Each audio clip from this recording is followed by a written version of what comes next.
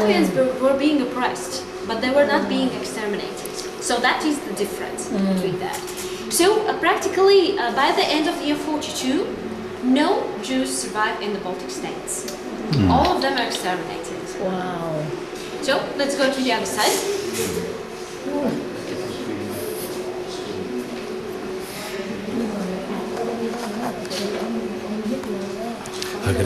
Cái nói chuyện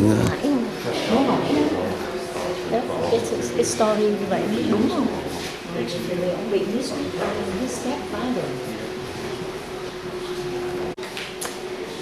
So if you remember, Nazi occupation is here for 4 years. Year 43 is when Soviet Union is really kicking back. It's also when United States have joined the war. And Hitler is finding himself very hard pressed from both sides, fighting on two fronts. And he doesn't have enough people, he doesn't have enough blood, so he needs more people. And young people, 18 to 45 years of age, all battle capable men of the Baltic states, and also the rest of the occupied territories are incorporated within the Nazi army on a voluntary basis. So officially, according to the laws, he can't recruit people from occupied territories. So he's calling them volunteers and promising them, well, or making them believe that if you're fighting really well, you're getting your country back. So this is how the Latvian Legion is formed. This is how Estonian and Lithuanian legions are formed. So voluntary legions. So this is photograph. You can see it's called the SS Legion. So you can see the SS on the collar, but you can see Latvian flag on their armband. So practically they believed that they would be fighting for Latvia, to get Latvia back. They were called the SS to make the people believe that they were valued. Because in a real SS unit, you could only enter if you were pure blood Aryan, so that means practically blonde German. Latvians, being quite low on the ladder of Aryan purity, could not even dream of a real SS unit. Real SS units were special tasked units, so always coming as the second wave, the cleansing wave. They were never the first wave, they were never doing the battle. These voluntary SS legions were exactly that, the cannon fodder who were sent to the battlefield.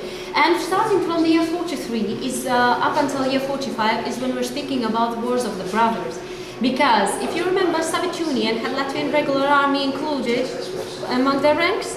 Now Nazi army has Latvians among themselves. So both of those armies are sending Latvians against each other.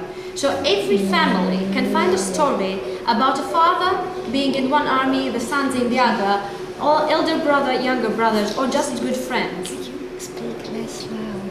It would be nice for us. Okay. Really. Thank you very much. All right. Thank you. So by the year 44, it is clear that not even that is helping. The Hitler is losing the war, and people are leaving the country as refugees. So 200,000 people leave Latvia as refugees, running from Soviet army, knowing that the next wave of deportation will be coming after them. Already knowing what So Soviet system where is. they are going? They go to another country? Or? First of all, they're crossing by boat to Sweden. Oh, okay. And then they're following the retreating Nazi army by land up to reaching the Germany. So this is how Riga looks at the moment when the Soviets are coming back. So this is a photograph taken from the place where you are standing at the moment. So that is the Dome Square, the town council. So, the only recognizable feature is the Dome Church. Yeah. The Dome What was it Cathedral. they were sending back? The Russians don't. The Russians had a deal With with the Swedes. Once these poor people They were going over brave boat. the Once they got there, mines they were deported and back. brave the mines and brave yes, the that's storms. exactly what we're speaking about here. Yeah. And They we got sometimes them are back. happy with Swedish people coming here and telling, my father was against, we were participating in demonstrations, we were against handing them over, but still the government decided. Sure. So the people are still feeling very, very bad about that fact. Giống như Việt Nam thôi. Every nation has it. Đây là cái cầu này mình thấy nè. Nó bị phá, cái chỗ này là bị phá hủy hết rồi. The best Nó thing mới is to xây let lại, go of that and to learn nó from mới it. restore. So currently here you Nó can phải lên cái này là hay lắm rồi, cái nó phải Nhưng mà như vậy. nó very confusing. that is the Western Germany, on the right, without any laws. That's East Germany. Cái palace lát nữa mình đi coi nè. Clean refugee Nazi là cái dấu đó, dấu của tụi Đức lung tung lắm, rắc rối lắm, giống như Việt Nam. Không có nhà chung cư nhà ông Michael Gorbachev. Nhưng mà nó nói cũng không hẳn. And they incorporated the existing Latvian army among their ranks. So, yes, but then when Germany occupied Latvia. Yes, that army was already withdrawn.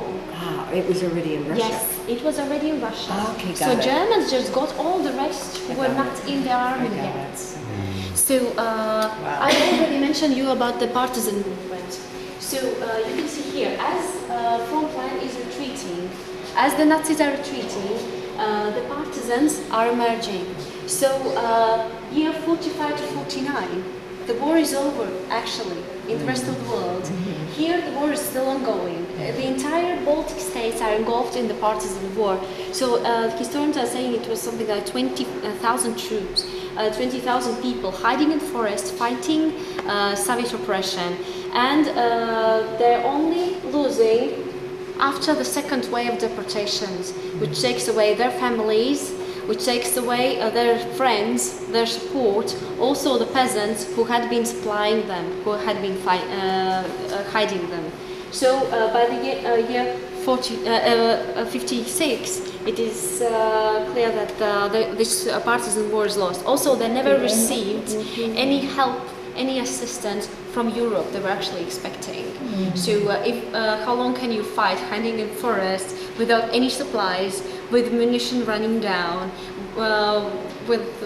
without anything, without even any hope for a change? Syria. Yeah.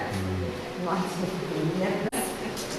And well, they're just continuing with what they started. So all you have heard about those changes that started in the first occupation, they are continuing with that during the rest of the period of occupation. So let's move now to the history of how it all ended, how we got out of it. Hay lắm, không có này phải học.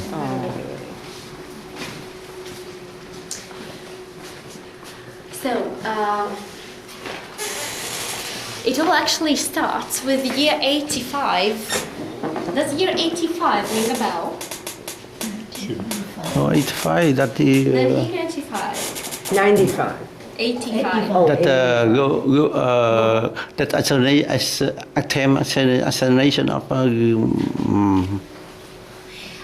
Gorbachev. Yes, Gorbachev comes into power. Yeah. Mikhail Gorbachev. Yeah. When he becomes the first secretary of the Communist Party, he realizes that all the dates, all the numbers about the growing economy actually falsified. And the country is just falling into ruin because they don't have any inner market. There is no inner development. If you're working for a company, anything which is governmental, you can't suggest anything. All the changes are made from above.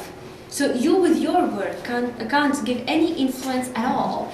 And also, if all the economy is run by the government, that means there are no taxes collected.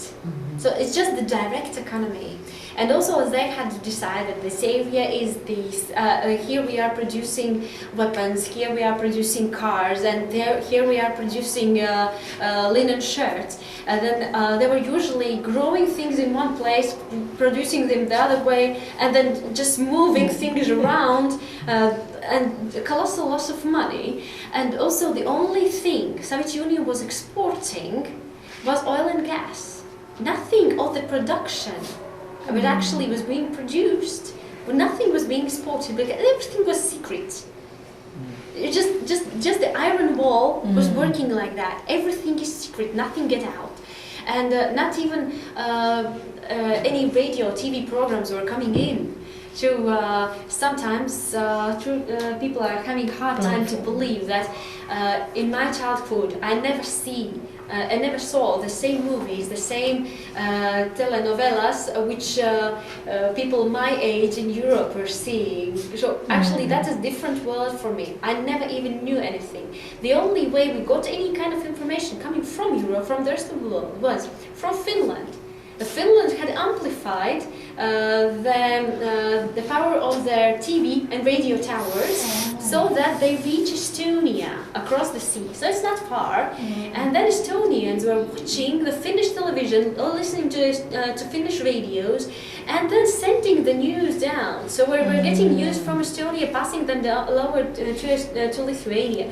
The only source of information which was apart from the official information which was coming from Moscow, which of course was a little bit altered.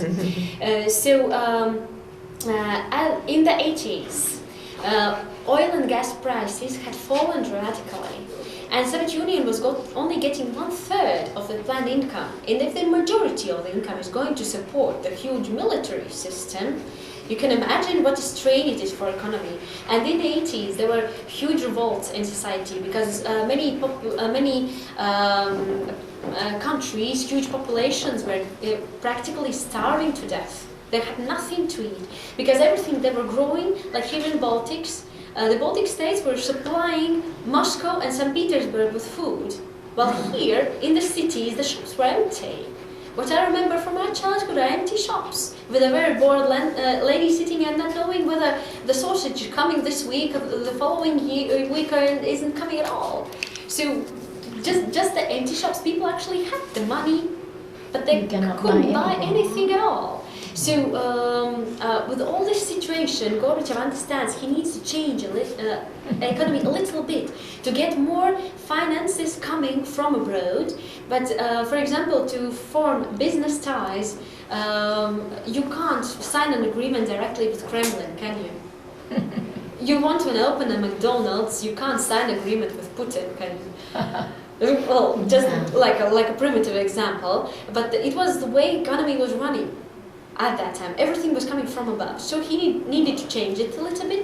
And the moment these newly added countries to Soviet Union realized that the iron grip is failing, they started slipping through their fingers. So first, the independentization movement started in the Baltics, and first of all, human rights organizations are born.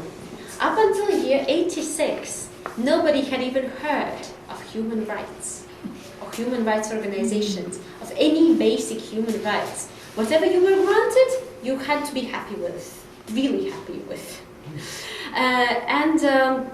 Also, it is the only year, 87, when for the first time somebody is saying out loud, there have been deportations, and there have been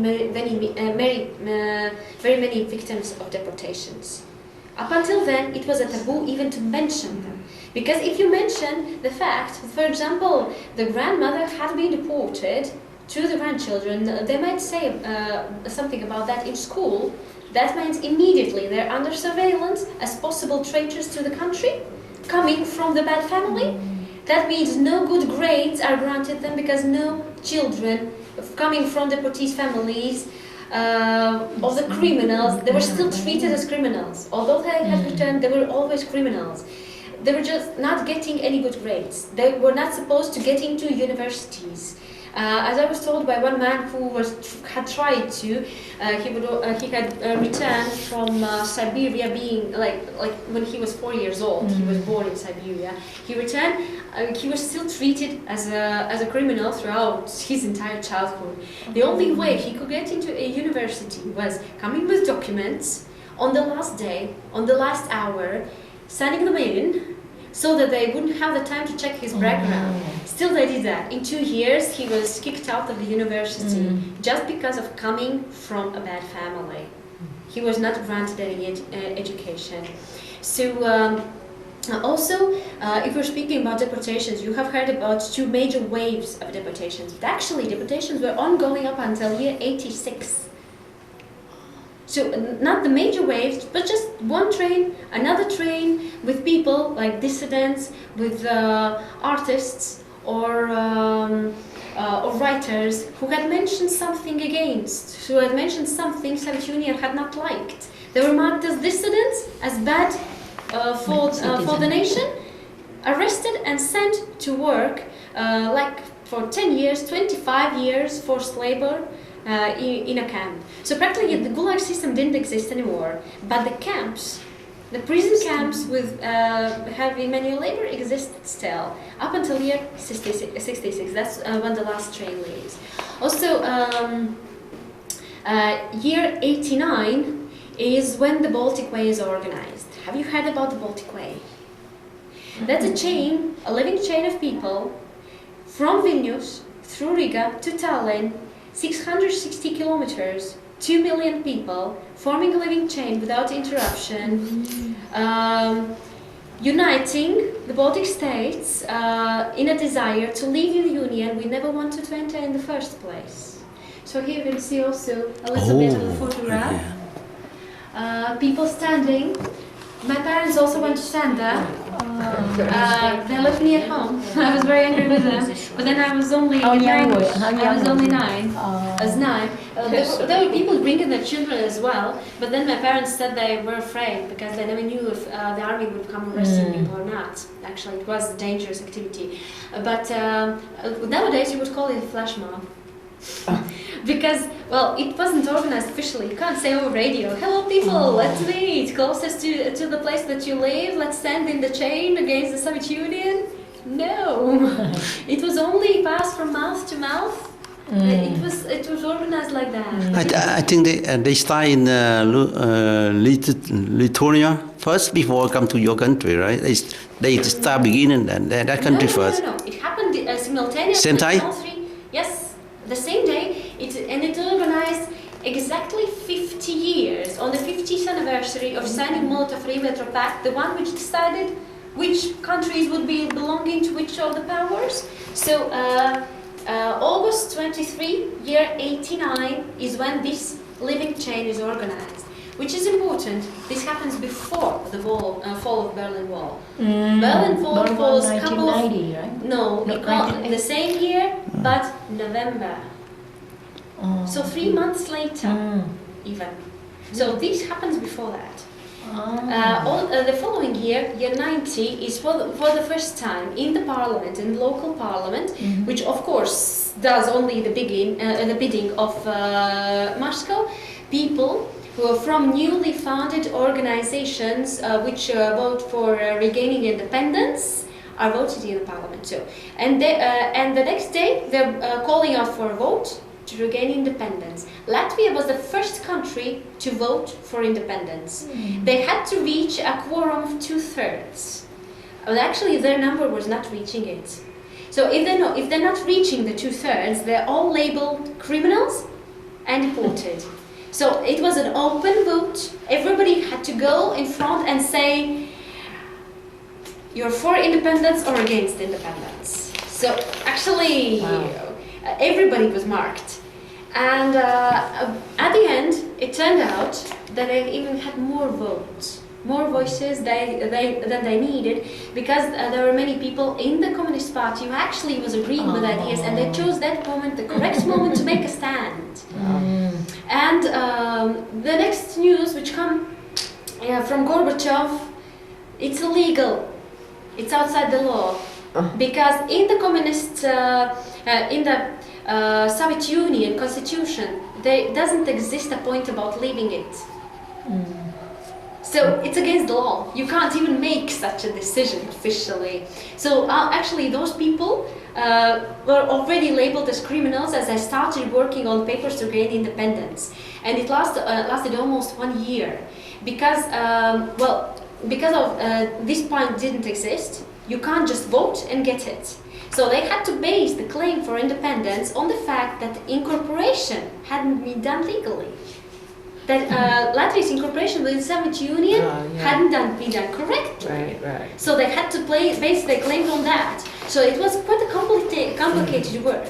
And Lithuania was the one who did it first, who completed all the paperwork and said, okay, we're leaving, we're out. And on that moment is when Gorbachev tries to save the situation, and he sends special military units to Vilnius.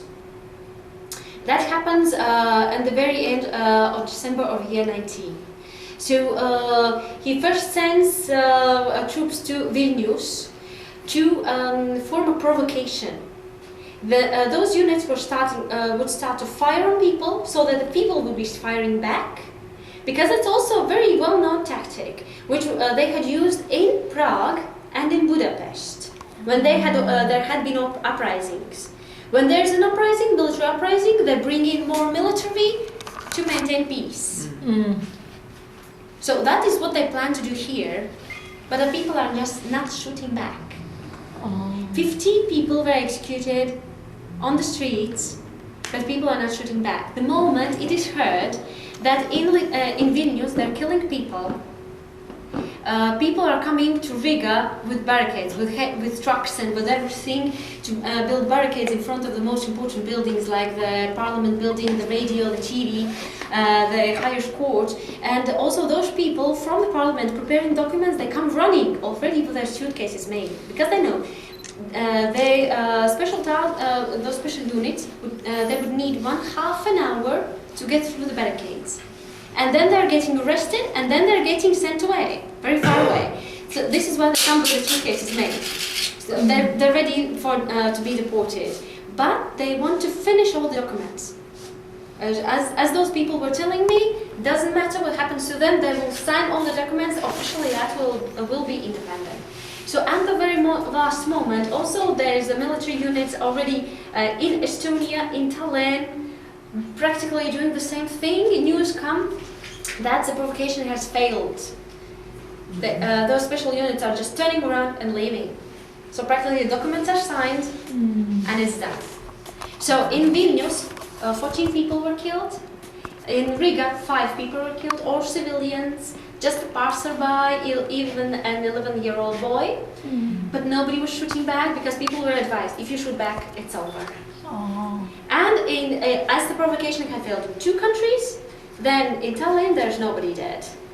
So this is why, because people are standing on the barricades and they're singing patriotic songs. This is called the singing revolution. Yes, we watched a movie on that. Yes. And it was very on Estonia and the singing revolution. Yes, exactly. So this is called the singing revolution. A couple of years later, there was the Mrs. Universe competition, and also for the first time there was a Latvian lady participating, and she was in the finals. And when she was asked the question, you know, all the wars which are taking place, what would you advise them? If you are the Mrs. Universe, you need to be the peace ambassador to the world. And she said, well, you should look at how we did it. We didn't shoot, we didn't fight, we were just singing, and we exited the Soviet Union, we ended the oppression. And she was elected Mrs. Universe for that answer. So yes, we were very proud of her. Yes, I would like to finish with the diagrams of population, which I've already promised to you.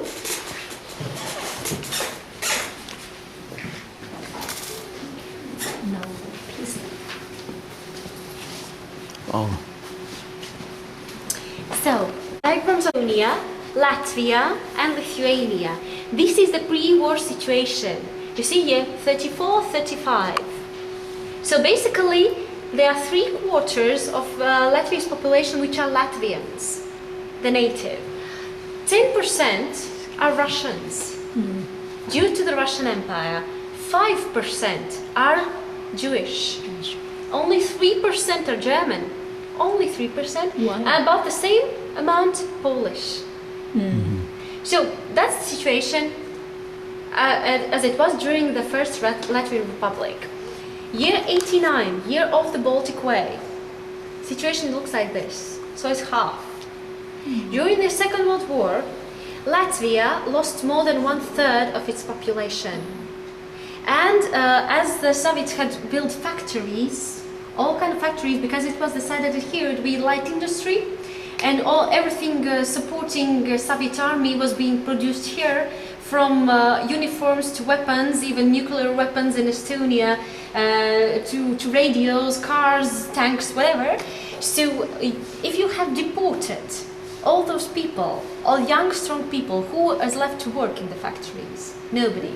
So just as they had deported Latvians, they were importing people from center of Russia, from Ukraine, Belarus. So practically 700,000 people were just forcibly moved here to work in the factories. And a part of those were also people who were coming with privileges. First of all, to form the bureaucratic system all the officials. Second, the surveillance system of the KGB, the same size.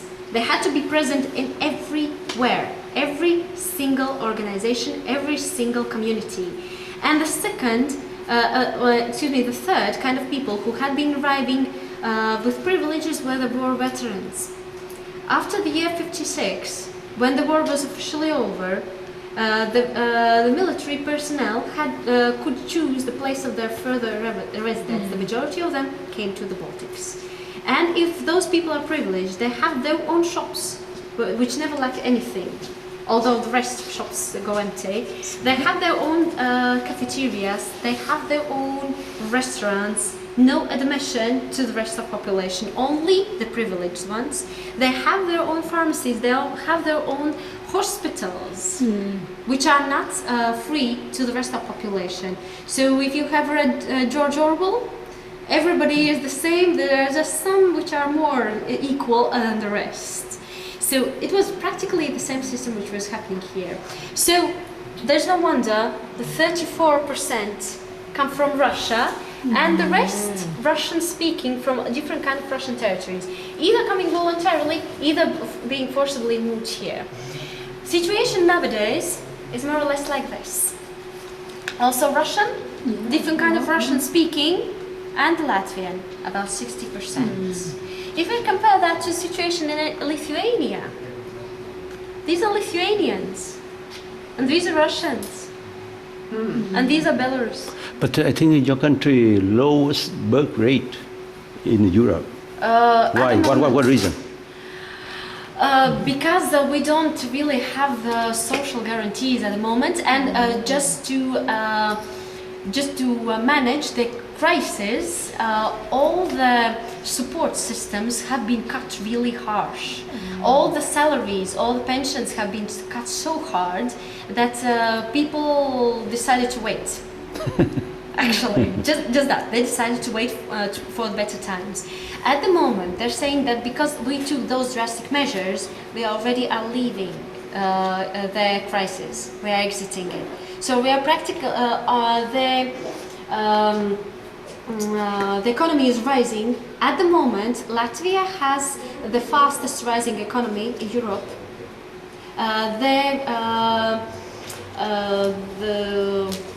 It's called the living cost is higher.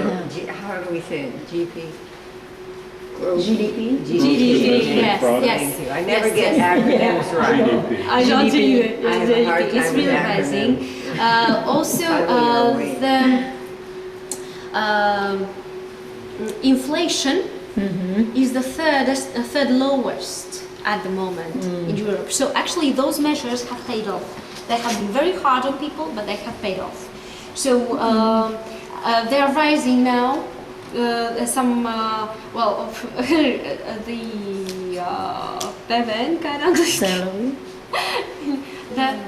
Standard of living? the added value, how you call that? Well, the The percentage, living cost? the percent you add to the price of all the goods, which is the Yeah, percent. living cost. You got raised by the living yes, cost. yes. So now it is being lowered again. We had from 18%, we had it to 22%. This year they have lowered it 1%. So practically, we are returning. Well, what is your unemployment rate? At the moment, it's about 11%. That's also high. I think some this portion here, Russian. Yes. They return to Russia. Why? Well, you see, they live much better here than they would ever live in Russia. Oh yeah. And also, quite a lot of them had been moved here forcibly, thus losing completely their homes. And the other, those who arrived here voluntarily, they were granted apartments, they were granted places of work. So they were granted everything here. And actually, we're speaking about Russian-speaking population here in Latvia. It is not unified. In no way it's not unified. You have those people, for example, those people who remained from the Russian Empire, who have been very highly educated. They are still being very highly educated. Then there are people who still are being Belarus, all they're Russians, all they're Ukrainians, they're Polish. They still have their national identity, and because of that they have no problem integrating in the society, because they're not losing anything with it. They speak Latvian, they have Latvian friends, they work with Latvian companies, so completely integrated, keeping their national identity, because Latvians are usually I would say they're too tolerant. You can do whatever you please as long as you are not telling Latvians what they should do. So practically you can speak any language that you want to, just as long as you are not imposing it. But in school now they have to In learn school, Latvian, yes? Well, it was changed a couple of years ago. You see, we still have the minority schools. Quite a large system of minority schools, when about 40% are taught in their native language. Be it Russian, be it Estonian, be it Lithuanian. So they're also paid by the government. And the 60% now come in Latvian. Just before that, the percentage was very different. Latvian was about 10% only. Okay. So they changed that. That's good. There were huge demonstrations saying you're robbing of our language, but that was done for the good of the Russian-speaking children, because if they don't learn Latvian, they have no chance of getting into Latvian universities. So the majority of those who haven't learned Latvian, they're going to Russia, to universities there. And also, the other part of the society, which the majority of them, which had arrived voluntarily, they arrived with a different thinking, with a communist thinking, with socialistic thinking. We have liberated you from Nazi oppression, you have to be eternally grateful. And we are granted all the privileges that we need because we have liberated you. So that's the basic of it. They don't really have their own identity, because that's a very sad case of a nation which is with the roots cut. Because being communist means that you are refusing the heritage of your nation. Because everything until the communist ideology was bad. Up until the socialistic revolution, everything was bad. Only good started after the revolution. The only festivals, the only celebrating days they have are related to the Red Army. That's it. They have no other basis for their identity. And if you're tackling with that, they grow just crazy about it. So practically, they're not even recognizing the Second World War. They're recognizing the Grand War of the Fatherland, which started the moment when Hitler attacked Stalin. And they were the ones who won the war by pushing Stalin out. So practically all the military activities the Soviet Union was taking, invading Poland, year 39, invading Finland, year 39, invading Baltic states, year 40, invading Romania, year 40, that's forgotten. That almost never happened, because it's before the Grand War of the Fatherland. Neither are they celebrating the 8th of May, the end of the war, as the rest of the world does. They celebrate with 5 stars, and that is when, the day when tens and tens of thousands of people are gathering to celebrate the day of victory. And that actually is the only day throughout the year when I am afraid to be alive. When I happen to be among that crowd, I am afraid. It's really scary. And you can see young people on the street, about 20 years of age, with their cars.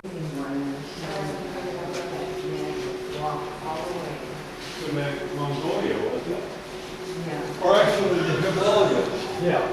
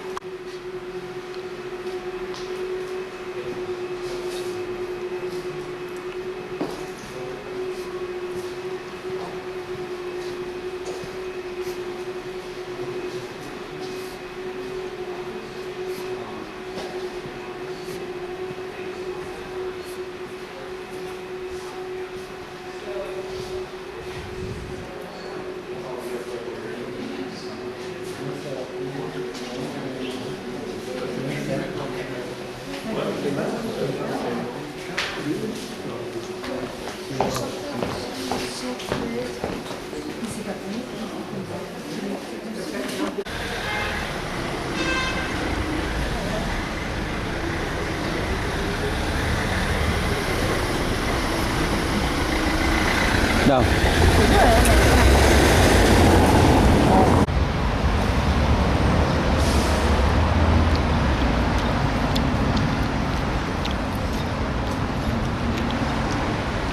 Castle.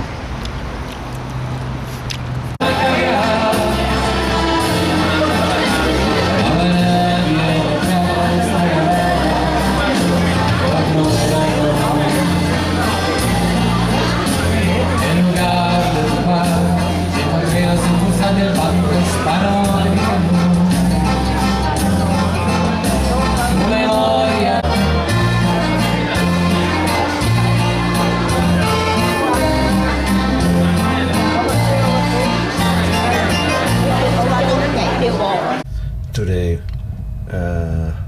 Saturday,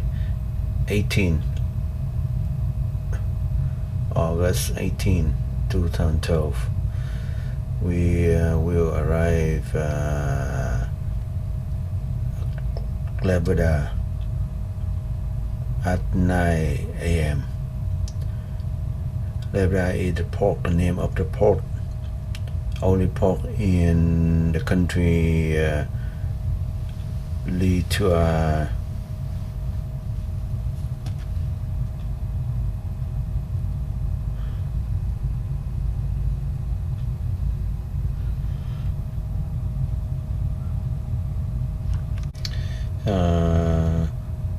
Clay BD is the port, the seaport, only seaport in the city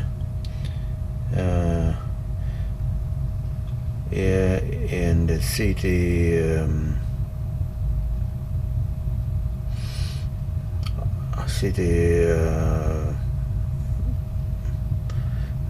visas of the country,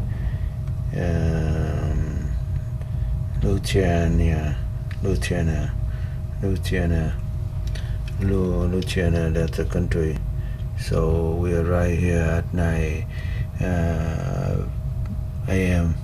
and we all aboard at 6:30 p.m. The temperature is here around 18 degree. Sunrise at 6:12 a.m. and sunset at 9:06 p.m. The city name, capital name Vilnius. The map of the city scale is this is scale. Now we 6:10 a.m. on the 18th Saturday, 18 August 2012. We on the way to Louisiana. We're right.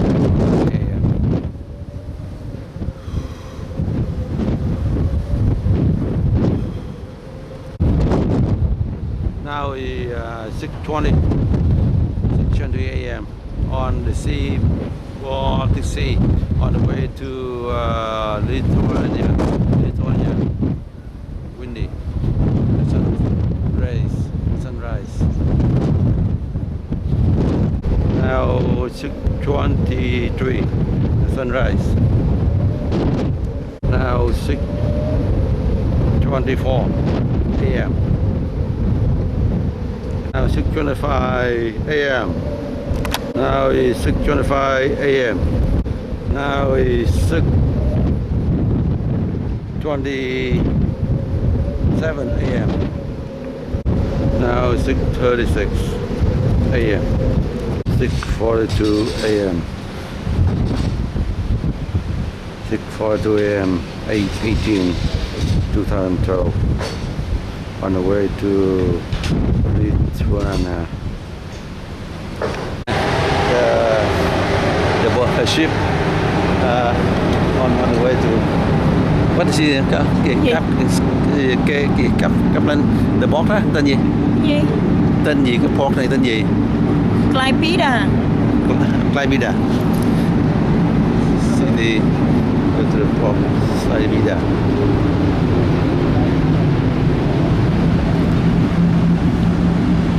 Now. Off. Thấy chưa? Nè.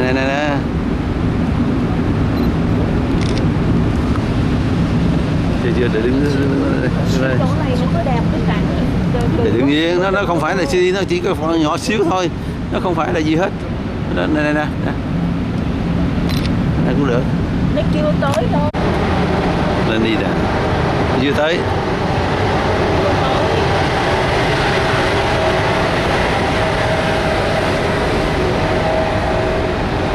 Lên đi đã.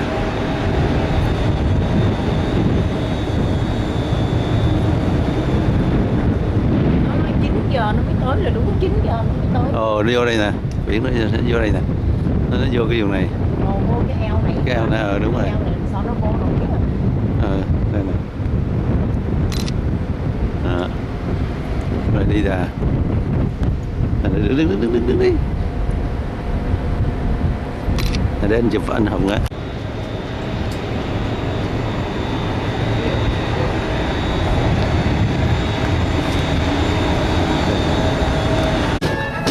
Now we on the land of the Lithuania.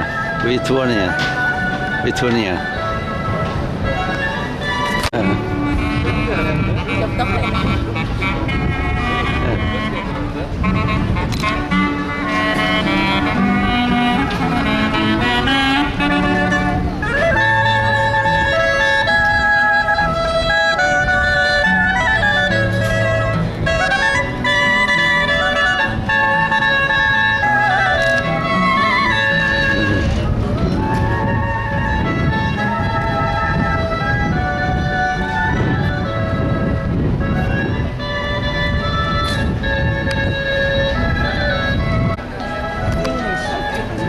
Sorry. How far? Not too far, no? No, not too far. Where? Here? Korean Street right here on side Korean Street.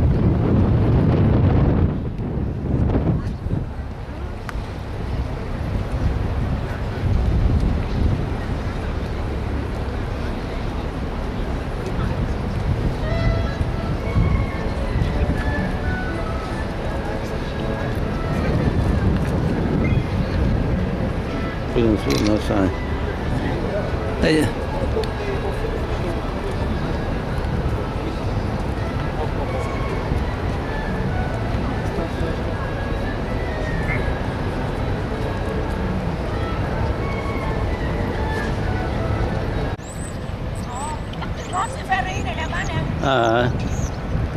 Có muốn đi ôn thao trước không? Chị đi ôn thao trước đi.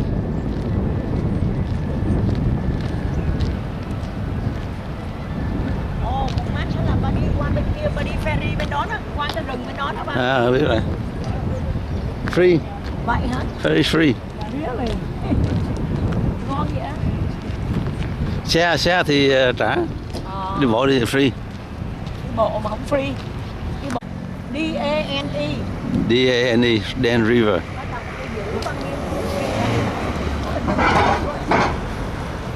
Thì học đọc có một chỗ cho anh đọc nguyên ấy mà sao nhớ hết cái cuốn sách nè. Làm sao bà đi bây giờ bà đi có một nước mà đọc, có một khu đó mà đọc tùm lum tà la. Giống như anh đi về Hạ Long mà bây giờ anh đọc luôn cả Huế rồi ấy là không bao nhớ nổi. Giờ phải. Kustjeinling. Genau. A ghost. Zo richting mee. So, yeah. Tới thao rồi nè. Vẫn có vậy không? Đây là còn sớm. Giống như anh đi tới Newport Beach là bao giờ nó cũng đẹp hết trơn.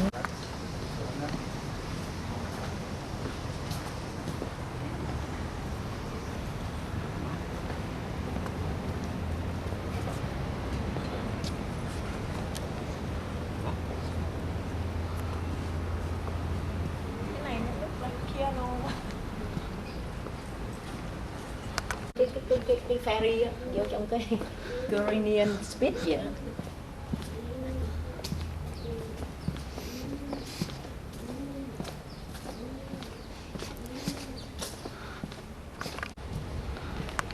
Chỗ này là đi ra Theater Square nè.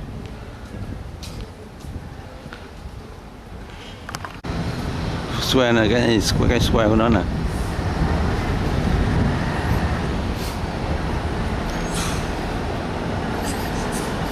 Oh, cái bán đồ nào? Đây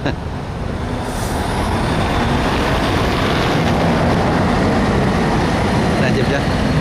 Đây. Không.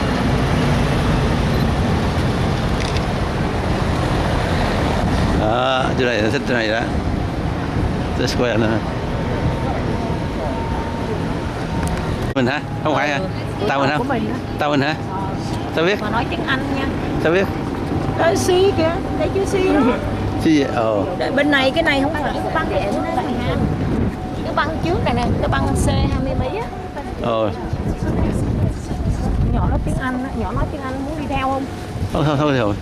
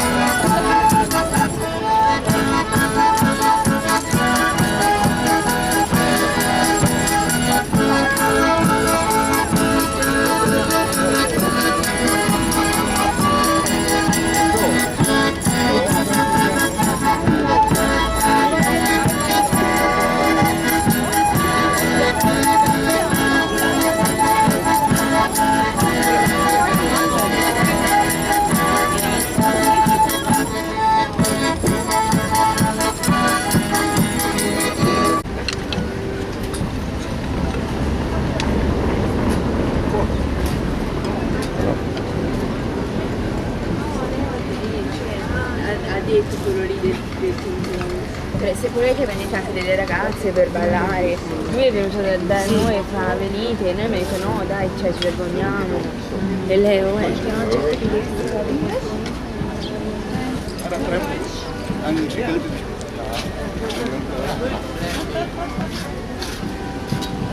Is that his profession? Did you have to learn?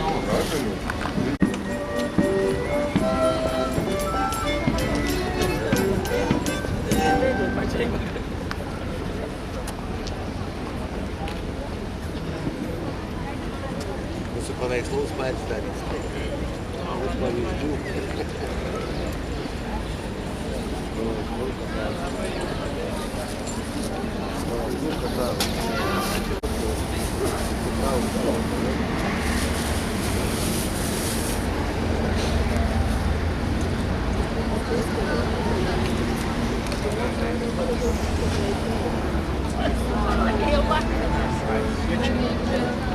Mua trong ngoài nè.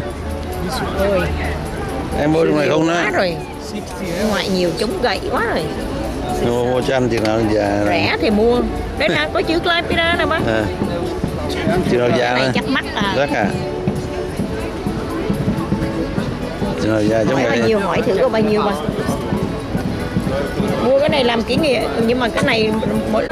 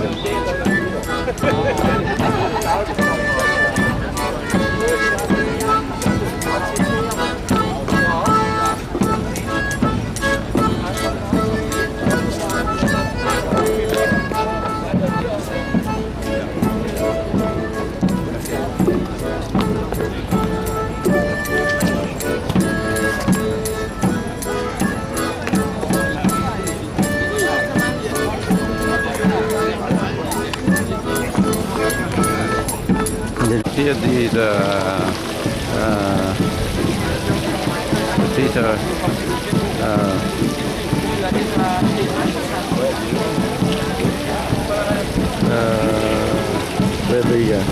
where the Peter where the Hitler stay in this bounty here. This bounty say Kabia, the city of Tunisia, belong to German. Hitler. They come probably say that.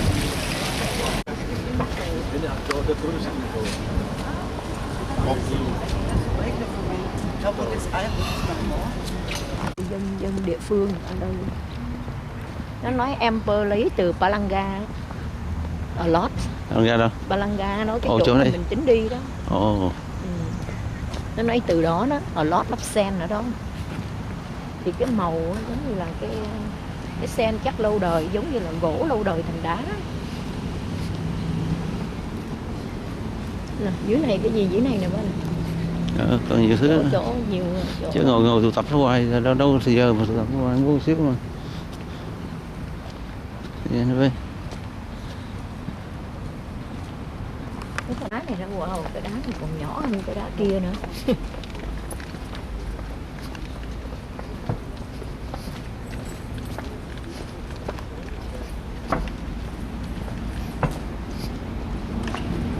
Em sợ mấy cái Ember mà mấy đứa nó bán rồi đó là của mấy tàu nó đường. We go to Old Marketplace. Để đến đây coi. Trong cái chỗ này chắc nguyên cái khu này á, trong cái chợ này. Okay. Wow. Okay, go đi. Sentivo maledizione.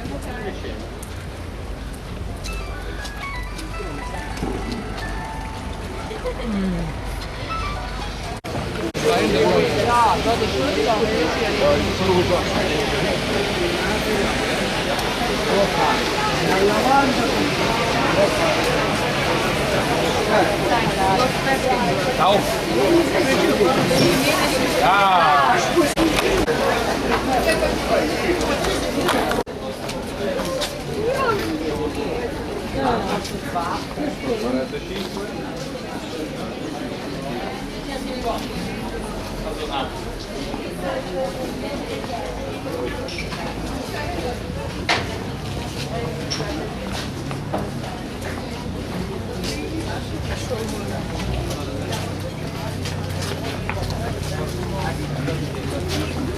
Já saca, tem que saca.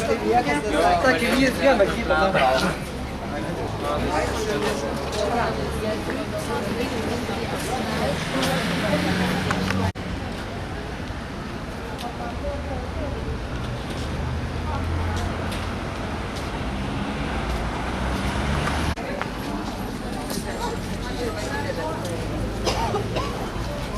Čia bambuką turi, jos bus va šitai pakuotė.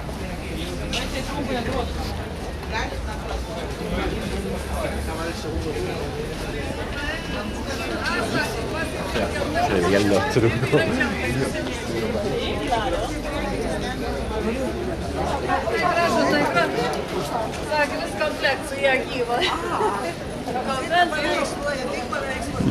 Mà tụi nó cũng bự con ha. Ừ. Nó bán đồ như vậy nè. Để coi coi nó bán gì không. Này mua nhiều khi cũng quý lắm mà. Ở nhà nè ba nè. Mua cái đồ này anh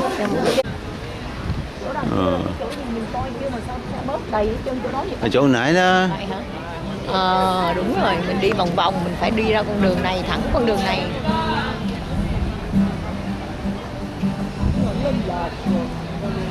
Đây. Cái ru ship của mình ở đâu đây vậy?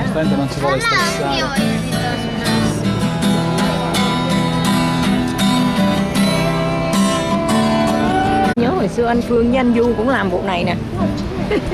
Hát xong rồi xin tiền cho Việt Nam á. Hát lấy tiền á, cho Việt Nam. Cái kỳ mà trước khi ảnh về thăm Việt Nam á, lần đầu tiên năm 1972 đó. Ồ, Vienna lịch tu ba kìa bác. Lát. Đây là New City. New City. So the street is nice.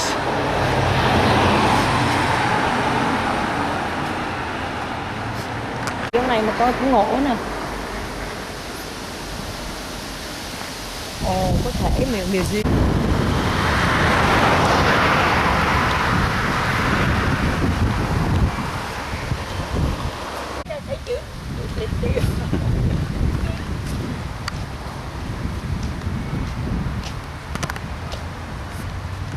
Cái này mà mùa thu đẹp lắm á nha. Ha. Ồ. Đẹp ha. Chụp tấm không? Chụp tấm mà thấy mấy cái đây nè. Chỗ này thấy mấy cái sculpture với cái rừng như vậy nè. Chụp. Thôi. Lên kìa. Thấy không? Để tên nè. Chỗ này nó in kịch quá hả?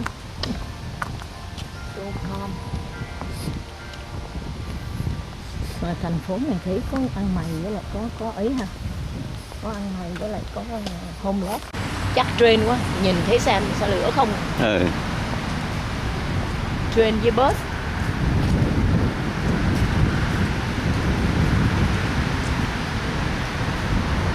Bây giờ kêu mấy người này, dân này ta đổi.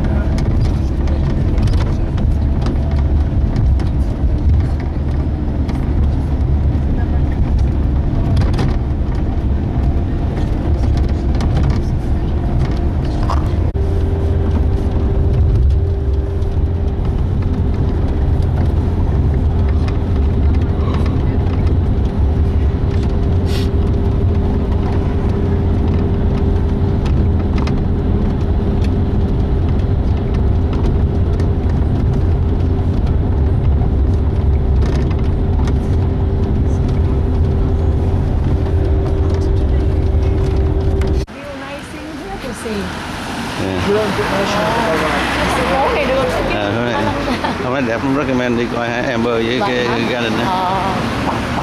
Chỗ này nè, đi theo từ tour này đến Thưa.